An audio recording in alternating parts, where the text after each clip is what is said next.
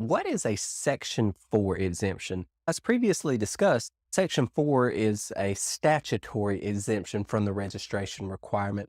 And specifically, Section 4A2 is the first exemption available under Section 4, and it provides the authority for some other rule-based exemption. Most notably, it provides the authority for the broadest rule-based exemption, Rule 506. Okay. And what Section 4A2 is, it's a transactional exemption rather than an exemption of the security itself.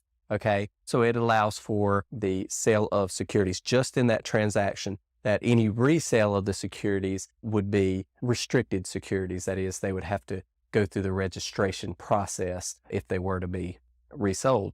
Now, there are some huge benefits to this. There are no geographic limitations the way there are under Section 3A11. There are no limits on the amount of money you can raise in that way. So that's a huge advantage. But there are also some downsides to Section 4A. Notably, you cannot generally solicit individuals. So you have to generally work through some kind of broker or dealer who has already contacts or business relations, so they can solicit for you to these individuals with whom there's already a business relationship. You cannot just generally advertise or generally solicit to the public to purchase your securities in that way. You have to make disclosures to anyone to whom you solicit. This is generally done through a private placement memorandum, and this would be done again through the broker who's dealing with the potential investors.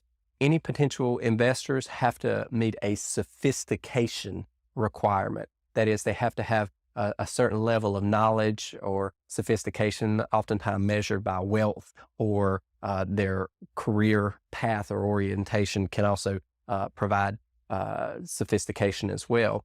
And then, of course, there's a period where the securities cannot be resold at all, or they'll be integrated back. Generally, this is a 6 to 12 month period to prevent it from being some kind of straw transaction for others. But collectively, if it meets all of these requirements, then it's an exemption. Now, there are, like I previously said, there's a rule-based exemption for it under 506. So 4A2 itself is not commonly used. Rather, the rule-based exemption as a safe harbor for it is used. So if you fail to qualify under 506, you still could qualify under 4A2 and get the same benefit or exemption from the securities registration process.